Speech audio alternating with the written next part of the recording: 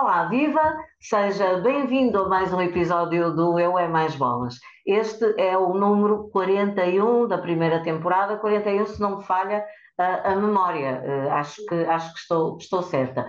Uma semana em que, pelo Alto Minho, a proximidade do mar se fez sentir e o fresco, das manhãs de neblina, foi muito bem recebido e aclamado. A coisa estava muito complicada, o calor estava a atrapalhar cá as nossas vidas.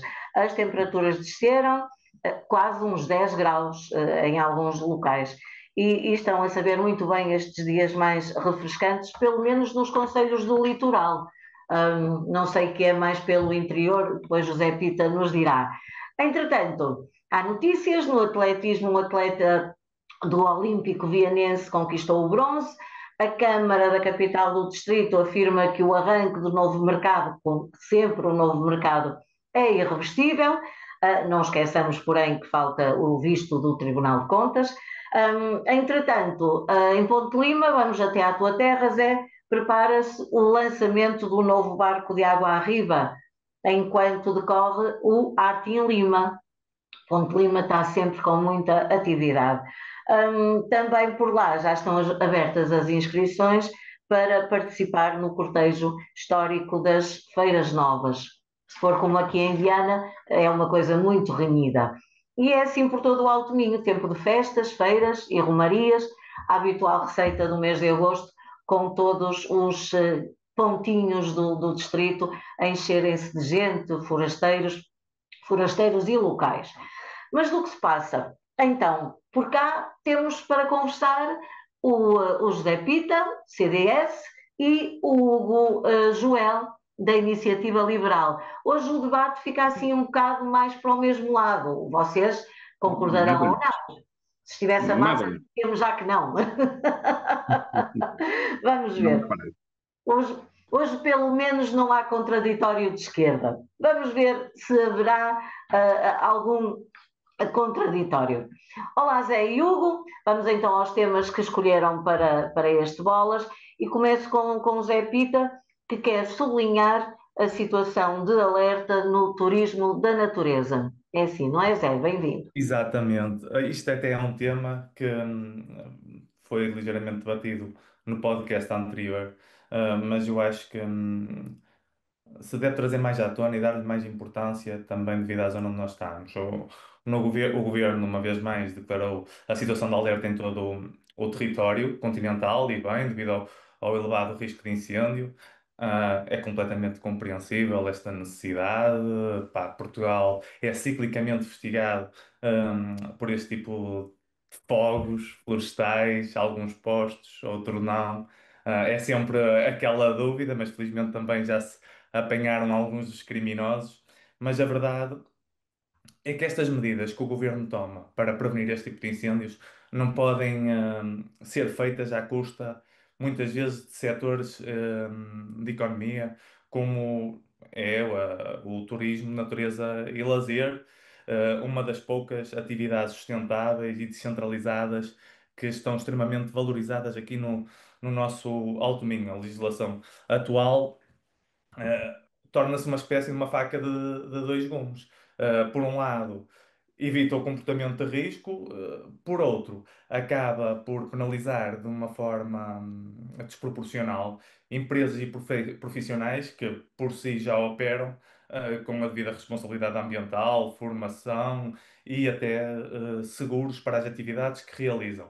Este ponto levou a uma crítica pública do presidente da Associação Portuguesa de Empresas de Animação Turística, o qual referiu e bem que são estas empresas que trabalham na natureza, nas florestas, a alertar e muitas vezes as primeiras a intervir, mas também são elas que fazem a manutenção, muitas vezes, dos caminhos e dos espaços florestais, porque é lá que eles promovem a sua atividade.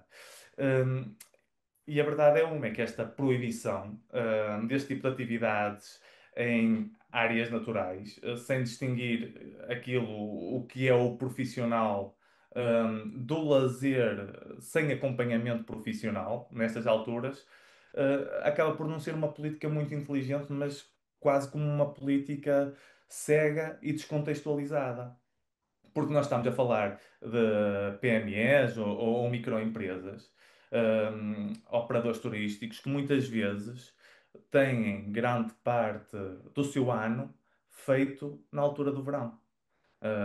Se nós falarmos da questão, já não falo dos passeios de Jeep, porque às vezes até é mais engraçado fazê-los no inverno, mas quando nós falamos de passeios guiados, caminhadas, hum, ou então todas as atividades radicais que fazemos em parques florestais, acompanhados por profissionais desse setor, se nós os limitamos por vezes 10, 20 dias, ou até em outros anos já foi mais de 30 dias no verão, isto tem um arrombo nas suas contas que lhes corta as pernas muitas vezes para reinvestir, melhorar e continuar a prevenir durante todo o ano. hum, a questão dos incêndios. Ou seja, parte das receitas que este tipo de empresas têm é para a manutenção dos espaços, porque eles utilizam os espaços regularmente. O Alto Minho é um exemplo disso. Aqui na minha zona há pelo menos três empresas que trabalham neste setor. Nota-se que já tiveram alguns cancelamentos, não só pelas medidas tomadas, mas antecipadamente até pelo receio dos incêndios, que afastaram muitos turistas da nossa zona durante estas semanas. Não é? E o governo devia conseguir olhar para estas leis que são aplicadas de uma forma mais abrangente e de uma forma mais in situ, e percebendo o real impacto que estas medidas podem ter em determinados setores de atividade, que muitas vezes, e bem, previne incêndios florestais, mas não previne a decadência de algumas empresas que atuam neste setor. E esta é que tem que ser a real preocupação. Eu acho que o Hugo aqui concorda comigo que Uhum. a defesa do Sim, setor privado, não descurando a parte da defesa do nosso património e ecossistema, claro, mas acho que também temos que preservar aqui as nossas empresas. Muito concordo, bem, Hugo. Concordas, concordo, não é? concordo. Acho que é elementar, quer dizer, o acompanhamento profissional, muitas vezes acho que as proibições têm muito a ver com o facto de alguns turistas poderem incorrer em algum comportamento de risco para a floresta. Mas se houver um acompanhamento profissional, acho que esse risco desaparece. E há outro ponto que é o facto de deixarmos muitas vezes as nossas florestas completamente desertas por estas proibições. É assim, essa desertificação da floresta, ou seja, o facto de não haver ninguém a frequentar a floresta durante o dia, só facilita o comportamento incendiário, porque aquilo que nós temos visto até no Alto Minho e agora no caso da Ponta Barca é claramente incêndios provocados, ou seja, há mão humana, claramente, o fogo não começa às 4 da manhã, como começou esta semana na Pegadinha, na Serra da Pegadinha, às 4 da manhã não há nenhum, teve de ser colocado por uma pessoa. E a possibilidade de haver turistas a circular nas montanhas, acompanhados, e eu até colocava mesmo a prática desportiva, ou seja, nem que se coloque, permita aos desportistas federados do BTT, das atividades mais radicais que gostam de frequentar as florestas, mas que estejam identificados e que tenham algum tipo de identificação, que se possa esclarecer quem era aquela pessoa, permitir essas pessoas circular, porque são mais pessoas que frequentam a montanha e dificulta o trabalho dos incendiários. Não me parece que essa proibição venha a melhorar, seja em que medida for a quantidade de incêndios que nós temos.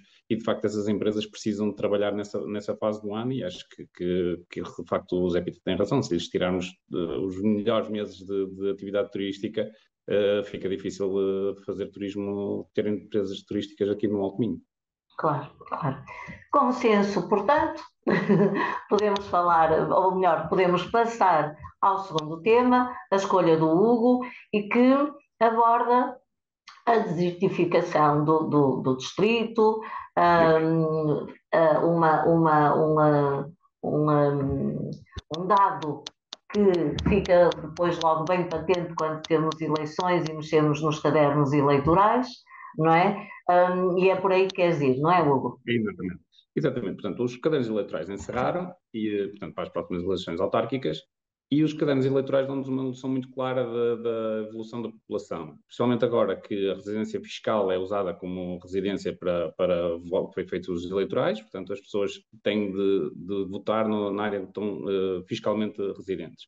E isto torna os dados bastante próximos, pelo menos da população adulta, para aquilo que está a acontecer nos nossos distritos. Agora já não temos só os censos de 10 em 10 anos, os cadernos eleitorais dão-nos uma boa noção do que se está a passar.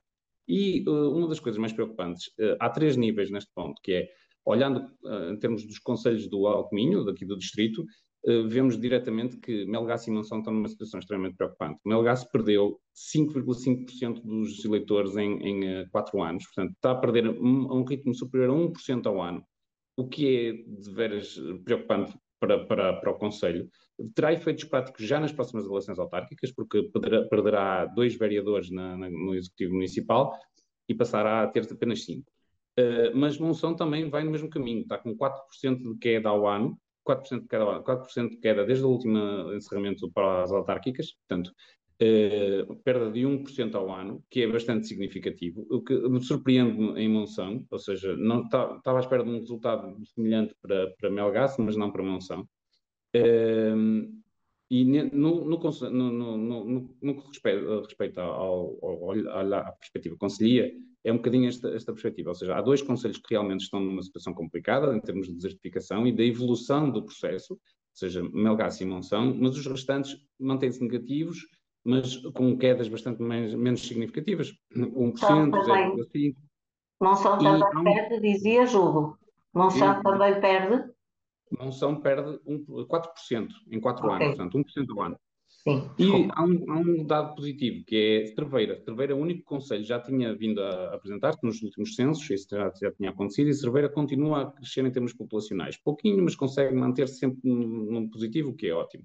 Mas quando olhamos depois para o distrito na globalidade, o distrito perde quase 3.600 eleitores, que é muito significativo. Ou seja, nós perdemos um deputado nas anteriores eleições legislativas, e é muito pouco provável que esse deputado venha a voltar. Houve uma proposta nas últimas eleições legislativas que era regressar, voltarmos a ter esse 6º deputado, que é algo que parece claramente uma miragem, porque se nós olharmos para os dados, o facto é que há distritos com uma dinâmica muitíssimo superior ao nosso distrito, que é o caso, por exemplo, de Setúbal. É lógico que também há distritos com uma dinâmica catastrófica, porque se olharmos, por exemplo, para o distrito de Bragança, perde também 4% da sua população, ou dos seus eleitores em 4 anos, que é muito significativo.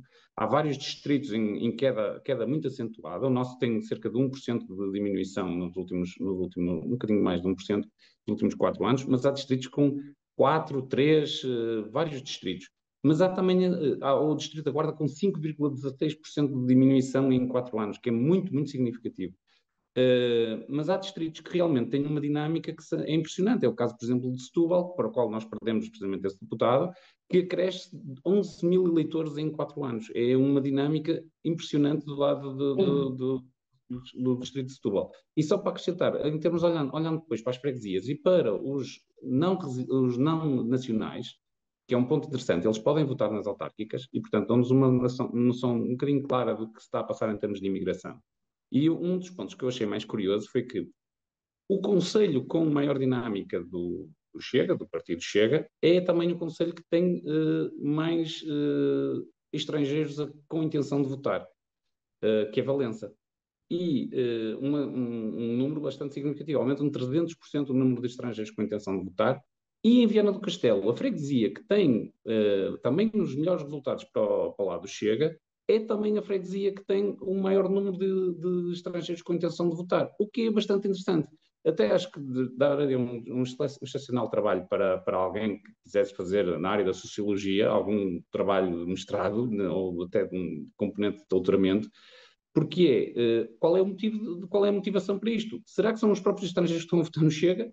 Ou é um efeito reativo aos resultados eleitorais de um partido de extrema-direita, a termos mais estrangeiros interessados em votar? O facto é que, tanto em Valença como em Chafé, em Viana do Castelo, houve uma subida muitíssimo significativa dos estrangeiros com intenção de votar nas próximas eleições autárquicas. Eu acho que é muito interessante. Sim, senhor, interessante, sim, sem dúvida. Eu ia atribuir um outro adjetivo, mas não. Ficamos por este.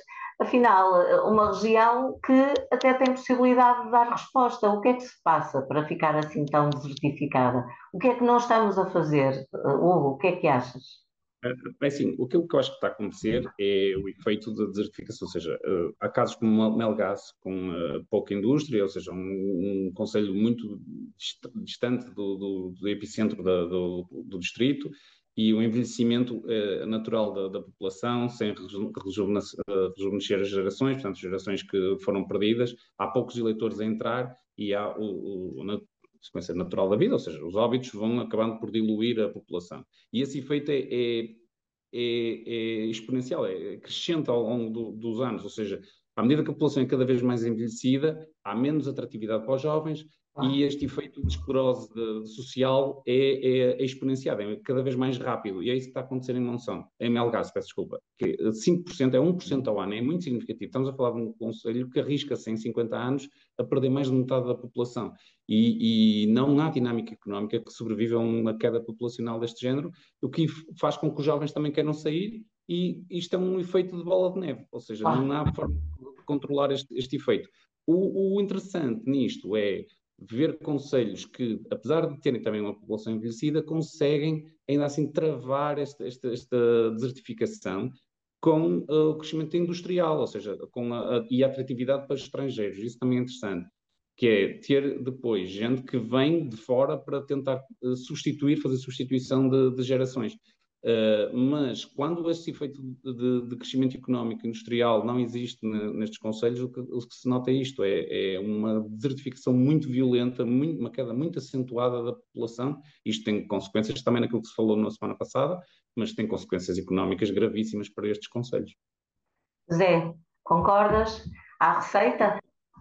Não, eu concordo plenamente com o que diz, porque isto são dados, são factos e não me adianta discordar de factos. O que me preocupa é mesmo esta questão final, que o Hugo falou e que ele chamou a bola de neve. Eu às vezes até costumo dizer que é a roda dos ratos.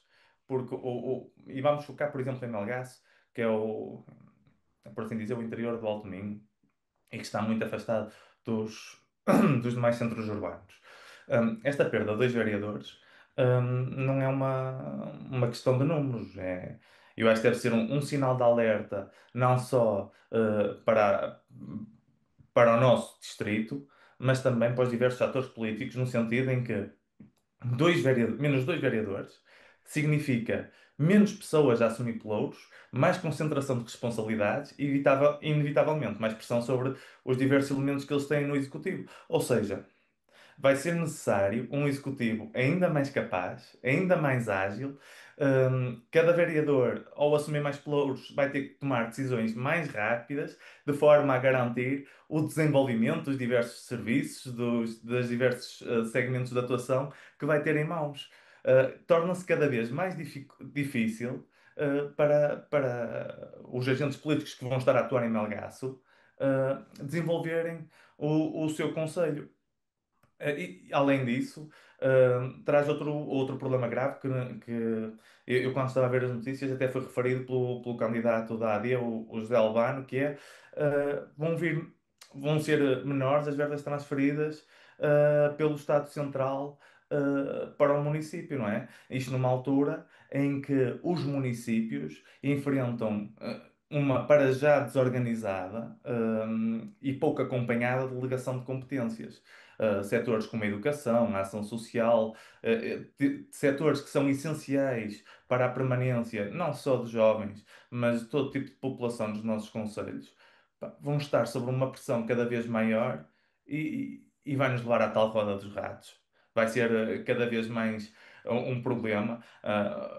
Menos população leva a menos representação leva a menos capacidade de resposta e de planeamento, e isso acaba por afastar as pessoas e até os investimentos de um município que já por si tem, tem dificuldades Claro.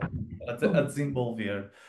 Agora, o que eu acho é que, mais do que nunca, as pessoas precisam da política no sentido puro, sem politiquices e sem jogos de bastidores, em que as pessoas que realmente se estão a candidatar neste momento a Melgaço, não olhando a partidos, pá, são ideias diferentes com o mesmo objetivo, que deve ser por bem de Melgaço, pá, tem que olhar e dizer assim, pá, o nosso objetivo, e não digo para os próximos 4, porque isto não se resolve em 4, em 8, pá, e dificilmente em 12, tem de ser todos a lutar por Melgaço. Porque senão, se nós depois começarmos com jogos políticos, que isso realmente é o que faz muitas vezes colocar areia na engrenagem do desenvolvimento dos municípios. Se começarmos com os jogos políticos, aí sim, acabamos com o Melgaço de vez e qualquer dia estamos a falar de números para, não quero chegar a esses pontos, mas para freguesias, não é? 10 Claro. mil eleitores, efetivamente, é um número, infelizmente, muito baixo. Muito baixo. Muito bem. Fica esta chamada de atenção para os candidatos nestas autárquicas. Estamos à porta das autárquicas, já estão marcadas para 12 de outubro, como todos sabemos. Bom, chegamos então à hora bolas, voltamos com o Hugo e com o que ele apelida de perseguição mamária do governo. Então, Exatamente. parece que o Hugo é profissional disto, como eu digo, tem 3 filhos e, portanto, Exatamente. sabe do que a casa gasta Bem, e estas alterações não são do teu agrado, pois não, Hugo? não, nem, assim, nem tanto pela alteração em si, mas o que ela significa, ou seja, pelo que está por trás, a índole da ideia da modificação. Portanto, há uma alteração da legislação liberal que está em curso, portanto, nesse contexto o governo tem toda a legitimidade para o fazer, porque ganhou as eleições. Mas a ministra do Trabalho deixou-se dizer num podcast, ou numa entrevista num rádio, se não me engano, que tinha de se alterar, porque de facto todos sabemos que há situações de mulheres que com 3 anos ainda amamentam. É assim, todos sabemos, ela não apresenta números, portanto, é uma opinião da senhora ministra, que tem a sua opinião, como qualquer outro português tem o direito de a ter. Ela, como decisora política, tem a obrigação de apresentar dados para sustentar as suas decisões. E não os apresentou de todo. Se existem mais que amamentam aos 3 anos, estão dentro daquilo que são as recomendações da OMS. Não me parece nada de estranho que uma criança ame até aos 3 anos, pelo menos é algo perfeitamente natural. O ponto aqui é que se há algum tipo de abuso, ele tem de ser combatido, não ponho isso em causa, mas se há algum tipo de abuso, parece-me até que é pela dificuldade das famílias em acomodarem aquilo que é a vida familiar com a vida laboral. E nesse ponto, Portugal está largamente atrás do resto da Europa. Aquilo que eu acho que faria todo sentido, por exemplo, era, por exemplo, alargar a licença da amamentação, a licença parental para os 6 meses, porque, por exemplo, uma mãe que tem de ir trabalhar aos 5 meses sem iniciar a diversificação alimentar da criança, porque ela inicia aos 6 meses, faz um bocadinho de confusão como é que a mãe vai conseguir amamentar a criança e indo trabalhar ao mesmo tempo. Ou seja, esses pontos, sim, realmente, e isso são factos, ou seja, são dados claros, deviam ser a preocupação da ministra. E como organizar, permitir a vida familiar com a vida laboral, por exemplo. Um caso muito concreto. Cada vez temos menos vagas em creches. Há sítios onde, em Portugal, já se começa a surgir novamente o conceito da AMA, da AMA ilegal, ou seja, no sentido de informal, pessoas que recebem várias crianças porque não há onde os pais não têm onde deixar as crianças. Por exemplo, o Estado obriga, por exemplo, eu sou profissional de saúde, os hospitais começam a laborar às 8 da manhã, mas as escolas, as creches públicas, tudo que sejam as instituições públicas, só começa a trabalhar às 9. Eu questiono, por exemplo, por como é que até hoje nenhum decisor político não se questionou como é que é possível que o Estado exija aos seus funcionários que entrem às 8 da manhã, mas não cria instituições, ou não cria locais de Condições? ensino que permitam deixar as crianças a essa hora. Claro. Esses pontos, sim, são de preocupação também para a Ministra do Trabalho. Porque se é Ministra do Trabalho, devia preocupar-se, por exemplo, como permitir a conciliação da vida familiar com a vida laboral. Não andar preocupada com uns casos que ela ouviu falar de pessoas ou de crianças que mamam até aos 3 anos. Muito bem. Zé, tu tens um bebê em casa, portanto, estás bem dentro do assunto. E daqui a uns tempos, também vai surgir a questão da creche. Como é? O teu bebê ainda é amamentado pela mãe ou já não? Ainda eu sou um pai em construção, ainda são 3 meses, e não quero me vincular à opinião que eu tenho neste momento, que é que é uma opinião de quem não passou também pela experiência, mas eu vou ter aqui uma opinião um pouco diferente do que eu li e do que me tentei informar e tentei perceber. Mas uma vez mais, pá, é a minha opinião do hoje. Eu, se calhar, daqui a 2 anos posso ter uma opinião completamente diferente e também não me quero vincular a 100% que é. O Hugo falou que a OMS pode recomendar até aos 3 anos. O que eu tinha visto era mais ou menos os dois, que acho que é o limite que a Os ministra. dois, mas pode. É assim, não há limite para a amamentação. Sim, é como todo. Eu vi uma notícia ainda há pouco tempo de uma mãe a amamentar um filho com uma idade, na minha opinião, já absurda. Mas onde eu Uhum. quero, onde eu quero tocar neste ponto é. Pá, vou tentar ser assertivo e sem politicamente correto. No sentido de o horário de amamentação é uma redução de 2 horas diárias e chega ao final de uma semana de trabalho, são menos 10 horas. E eu não quero misturar com o tempo da mãe com a criança, que isso é uma coisa completamente diferente, quero só focar na parte da amamentação. Numa altura, e bem, se a sociedade tiver promovido a questão das creches, um acompanhamento real das crianças, em que elas, a partir dos 6 meses, comecem a absorver outro tipo de alimentos. Ahm, a partir dos 2 anos, não digo ou 2 ou 3 anos, não, eu acho que também não devíamos ser fixos num tempo, devíamos criar aqui uma certa margem. Eu acho que a criança pode conseguir conjugar a questão da amamentação, porque a criança não vai ser amamentada, ou melhor, não necessita de ser amamentada durante o período de trabalho. Pode ser amamentada, pode continuar a mamar, mas não vai ser o único alimento que ele vai ingerir e pode mamar no pós-laboral. E eu acho que aí há algum fundamento na questão. Eu não sei se me fiz entender bem. A partir do momento que ela já ingere outros alimentos, eu acho que pode ter aquele plus do leite materno fora do horário de trabalho.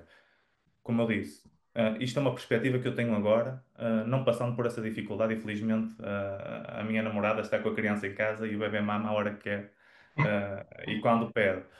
Mas eu também tenho a expectativa, visto de fora e a futuro, que ele aos 6 meses começa a absorver outro tipo de alimentos e começa a criar um equilíbrio entre aqui a mama e o alimento, até porque há efetivamente mulheres que lhes apraz e gostam e sentem prazer na questão da amamentação e no benefício que dão aos seus filhos, porém também há outras mulheres que têm uma opinião completamente diferente Ó, Pedro, e vão eu entrar acho que a questão aqui, muito, e eu acho que esse é o ponto que a ministra quer ir, é os casos de abuso. E os casos de abuso, muitas vezes, ou seja, pessoas que dizem que estão a amamentar sem gostarem. Não é? Esse acho que era o ponto que a ministra queria chegar. E eu acho que aí, se há famílias que de facto, e assim, se há situações de abuso, elas têm de terminar. Esse ponto. Não estamos, não divergimos aí. O que eu acho que há aqui um ponto é que essas 2 horas são efetivamente relevantes, muitas vezes para a conciliação familiar. Aquilo que eu estava a falar de a entrada, onde deixar a criança, como o fazer. E esse é o ponto, porque acho que se resolvessem essa questão realmente das creches e de conciliação familiar, ou seja, onde deixar a criança, onde ir buscar a criança, em tempos que sejam ajustáveis, muitas dessas situações resolviam-se. Porque, de facto, por exemplo, há indústrias onde começas a elaborar às 7 da manhã e às 7 da manhã não há onde deixar uma Concordo a criança 100%. de 2 anos. Nisso concordo a 100%. Eu acho que há realmente uma falta de equilíbrio familiar numa fase muito prematura das crianças. E não tem a ver só com a questão das creches, porque muitas vezes não é positivo também deixar a criança na creche e ir buscá-la ao final do dia sem um acompanhamento dos pais ou da restante família. Eu nisso acho que as licenças parentais devem realmente também ser revistas, porque eu falo por mim, apesar de ter muita flexibilidade no meu local de trabalho, pá, é muito reduzido o tempo, mesmo sendo um bocadinho mais cedo, que estou com o meu filho ao final do dia. E eu sinto esse impacto. E sinto a empatia que ele cria com a mãe, e nota-se uma pequena diferença de eu passar o dia todo fora, que há ali nesta fase um bocadinho diferente. E acho que a nível familiar, isso a longo prazo se vai sentir no desenvolvimento do ser humano. Não é? Acho que Muito sim. bem. Precisamos de um país que pense mais no interesse das famílias. Zé, entretanto, continuamos contigo. Que de Ponte de Lima nos levas até Monção? É verdade. O que é que há E por lá continuando para a o teu falar do almoço? desenvolvimento do ser humano. Eu acho que é muito interessante um projeto que já surgiu em Monção há algum tempo e que este ano acabou por ser complementado por mais uma associação, que é a Academia Luteu Ládio, acho que é só ligada a futebol, eu não quero cometer nenhuma gafe, em que juntava numa fase inicial a União Desportiva Moreira e o Desportivo Monção, e este ano acrescentou os Coquinhas. E isto é interessante em municípios com menos associações desportivas, em que normalmente têm menos recursos disponíveis para apoio dessas mesmas associações, e não estou a falar de recursos financeiros, estou a falar de recursos humanos qualificados, seja treinadores, dirigentes, tudo aquilo que faz falta para que as nossas crianças tenham uma formação desportiva saudável.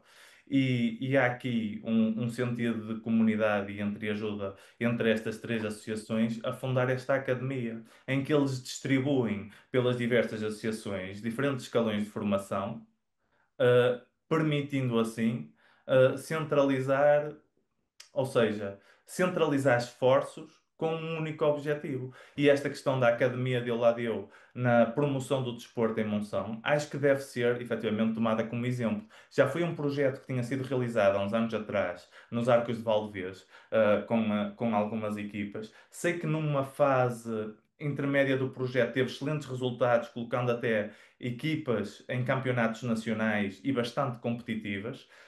Há algum tempo atrás, penso que acabou, e na minha ótica, sem conhecer o porquê, normalmente estas questões acabam por interesses. Ou seja, quando os interesses se sobrepõem à formação desportiva das nossas crianças, mas acho que deve ser tomada, esta Academia de Aldeu deve ser tomada como exemplo Muito para bem. locais em que não temos Uma boa ideia. capacidade de Sim, tanto é uma boa investimento. ideia, não é, Mesmo Hugo? os É investimentos verdade. públicos, opá, acabam por estar mais Eu, centralizados eu, em eu maior concordo volume. também com o Repito neste ponto. Eu acho que Sim, a prática desportiva deve ser fomentada e muitas vezes o que acontece é que estas organizações, quando se agregam, são muito melhores. Aconteceu em Viana com o Viana Renadores de Lima, que aconteceu uma fusão de dois clubes de remo. E, normalmente, isto é realmente sublinhar, porque normalmente o que acontece é o contrário, que é os egos internos das organizações não se conseguem conciliar e acabam muitas vezes até por se separar de organizações que já existiam. E eu já trouxe esse tema aqui ao podcast. Nós temos um distrito pequenino, nós temos cidades, núcleos urbanos relativamente pequenos, quer pela questão financeira, quer pela questão de recursos humanos, faz todo sentido que estas associações se venham a juntar para se ajudarem umas às outras. muito bem. Vamos passar então às sugestões culturais. Sugestões culturais que em agosto, obviamente, não faltam, é sempre um mês cheio de solicitações. E o Zé traz-nos um podcast vizinho. É verdade. Eu cada vez mais tenho ouvido mais podcasts. Não sei por estar a participar com mais regularidade, eu também tenho estado um pouco mais atento ao que nos rodeia. E ultimamente comecei a ouvir os primeiros episódios de um podcast que se chama Despolariza, em que o host é o Tomás, é a cara ou a voz do podcast, e entrevista pessoas de diversos espectros sociais e profissionais, procurando não apenas escutar, mas também entender de que forma é que a lotaria genética ou social que essas pessoas tiveram quando a sua nascença, o meio onde cresceram e a família que de certa forma as educou, influenciou o seu caminho. E eu acho que é uma forma muito bonita de ver as coisas. Eu vou deixar depois um link para perceber se há a possibilidade de acrescentarmos um poema que ele escreveu relativamente à lotaria genética social, porque é a parte interessante de muitas vezes o que nos separa é o meio onde nós temos e onde crescemos, porque temos que criar mais empatia uns com os outros, percebendo que as críticas e comentários que constantemente fazemos quando estamos em debate político não pode ser visto como um ataque, mas ser visto como algo que nos foi influenciado desde muito cedo e que nos construiu ao que somos agora. Não escolheste o teu pai, não escolheste a tua mãe, não escolheste crescer em Chelas ou em Belém. Chelas!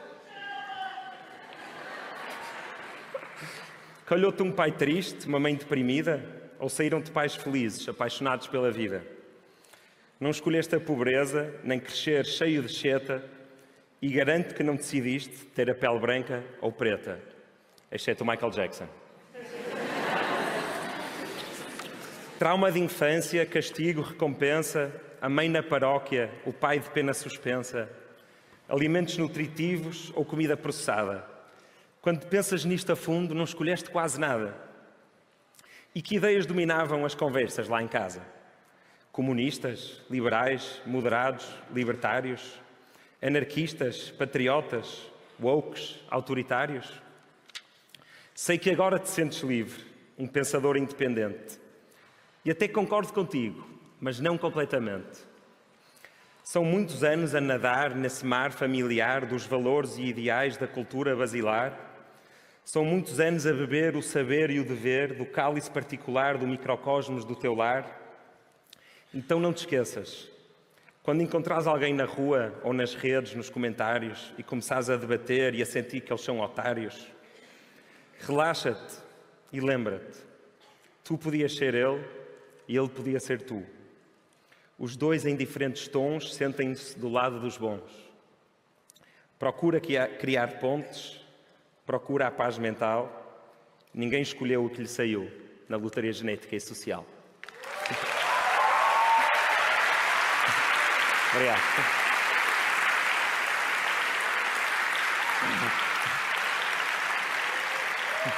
Obrigado. Muito bem, então bem-vindo Despolariza e muito sucesso. Nós vamos ficar atentos. O Hugo quer falar, claro, da grande romaria, a Romaria das Romarias, da Senhora da Agonia. O Zé falou logo nas Feiras Novas, não vá agora odiar elas e passarem ao esquecimento, mas para já estamos cá com a Senhora da Agonia. Diz lá, A Senhora Hugo. da Agonia, que é esta semana que vem, e é o grande evento da cidade, ou seja, é o grande evento do Conselho, provavelmente é Do discutível, distrito. do distrito, pronto, o Zé Pita terá outra opinião, mas há um ponto que eu gostava de sublinhar, que é aquilo que nos faz como identitariamente, ou seja, como alto-minhotos ou como habitantes de Viana, é sem dúvida aquilo que são as nossas raízes e a nossa cultura, e por muito que ela seja saloia, muito típica, muito regional, é aquilo que nos faz identificarmos como habitantes de Viana do Castelo. E estas três romarias, especialmente as do Vale do Lima, são muito semelhantes entre elas, mas cada uma delas vai buscar aquilo que é mais tradicional. Em Viana teremos os pescadores, a ligação ao mar, mas também a cultura agrícola. Em Ponte Lima, muito mais componente das trocas comerciais e do facto de Ponte Lima ter sido um centro de passagem do Alto Minho, e, por exemplo, em Ponta Barca temos muito mais a ligação à vinícola.